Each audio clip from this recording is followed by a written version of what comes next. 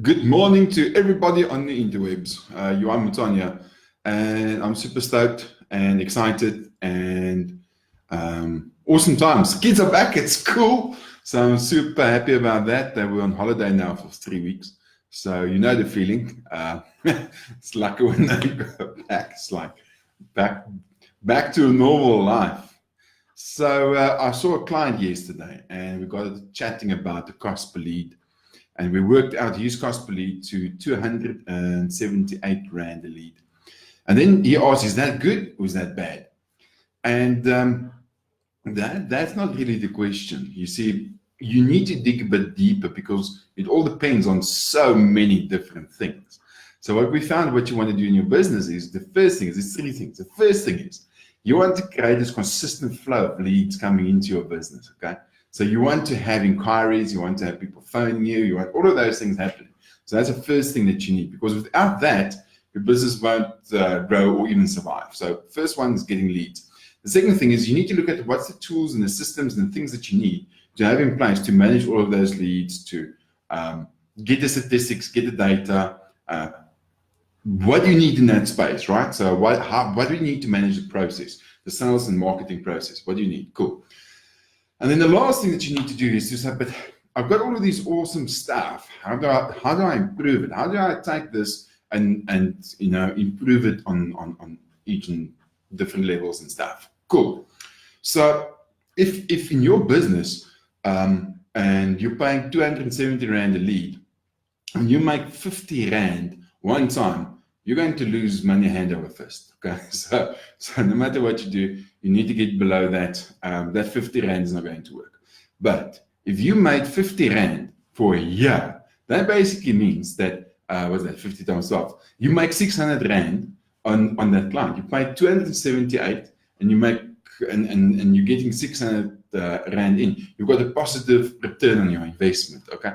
But that basically means when you look at your tools and your systems and products that you offer, it needs to cater for that lifetime value of the client. We talk about LTV, lifetime value of a client. So you need to ensure that what the initial investment that you make in the client, that you gain it back a bit later. We worked with another client. When I asked him about all the sales, you could see they had a bar like this, like a read market, read selling against something, a lot less. So do you see the opportunity? First sale was this. Second one was that. What you need to do is you need to increase the second, third, and fourth sale. Cool.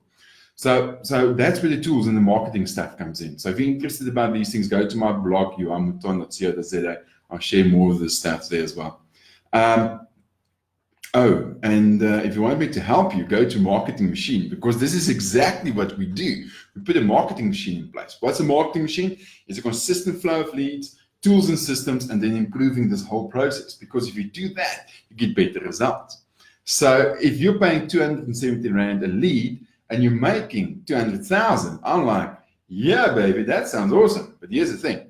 How many leads did you get and did you need to make that sale? So if you needed 10 leads, let's make it easy, 10 leads, that's 2,780 Rand to get 10 leads and make one sale. And if your profit margin on 200,000 is 30%, basically means you made, what's it, 30,000 bucks?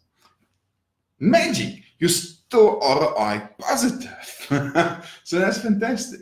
Now, what we do with many clients is we get that consistent flow. We look at the tools and the systems that you need, because that just helps and manages the process so much better.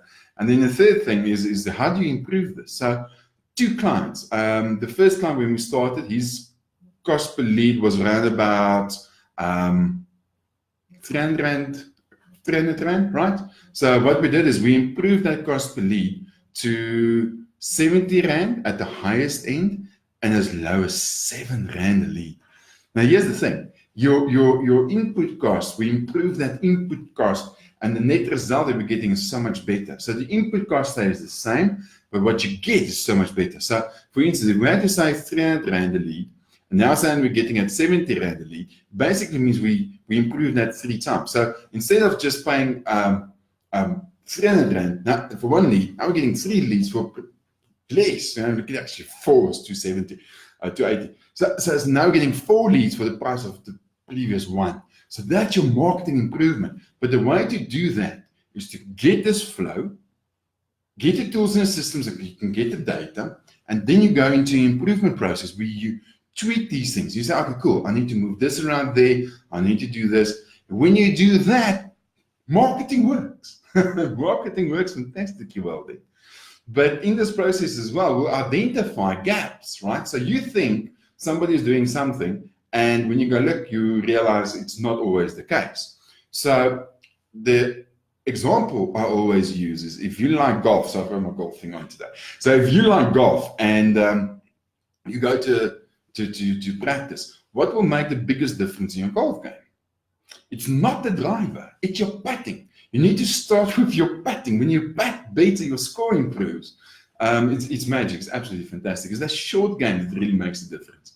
And in your business, it's exactly the same thing. When you improve your sales, everything else that happens before it also improves. Let me give you an example. So let's say, for instance, in your business, you get 100 leads in. Magic. Out of that 100 leads, you close 2. Lekker.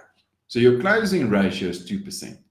What would happen in your business if your closing ratio, remember, we're already getting the leads in. We've already got the leads. We've already done that investment. So if that investment is 10,000, we've already done that to get those leads in.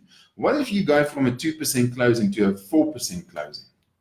Suddenly you're doubling your business because from a 2 to a 4 is doubling the sales that you're basically making. But here's the clincher. Your input costs stay the same, stay 10%. So if you had to do 2 deals and invest 10,000, that's 5,000 Rand a deal. Cool. If you had to get 4 deals, it will be 2,500 Rand, right? So what would happen if you start closing at 8%?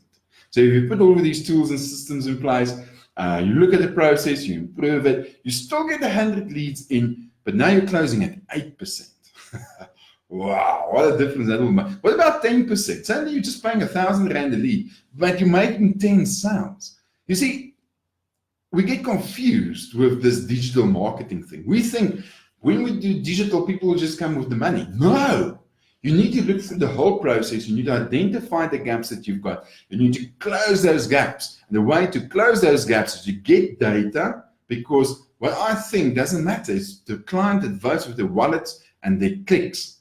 Sometimes I vote and say, no, I don't like this thing. And we need to realize that. Sometimes I vote and say, I don't like it. I had a Skype, no, not Skype session, Google Hangout session yesterday with a lady that was at school. She's absolutely awesome. And we spoke about this and how they've also helped clients start with one idea. 6 months later is a different beast. There is something completely different, but that works. That doesn't work. This works. So you need to fine-tune your marketing. And in the growth hacking, we talk about product market fit, is where the market actually fits with your product. And after that, we just extend the channels and we do stuff. So this is what we're doing with this one client. We're extending his channels. So I mentioned that one client's 300 Rand a lead. This other client was sitting at 400 Rand a lead, right? So and that at that point, we even doubled and improved the campaign so much. I checked the stats yesterday because it was Monday. Monday, we review campaigns and stuff. She was sitting at 178 Rand a lead at the highest level. That's the most expensive one. And it just drops from there. So we halved, more than halved, the cost per lead, okay? And now they can work on the sales processes and stuff to really improve it. So they used to get like 400 or 700 leads a month. Now they're sitting at 3,500 leads with the same investment. Here's the thing, it's the same investment. And that's the power, the leverage of marketing, because the same investment can generate 1, 2, 10, 100 leads. But you need to put these things in place. You need to monitor it. You need to check what's working, what's not working, and need to improve it from there. Then the magic happens. But the magic happens by looking at it and testing it and seeing what's working and what's not working. So if you had to ask me, is 278 Rand good for a lead? All depends. Have an awesome day. This is Johan saying, keep on marketing. Cheers.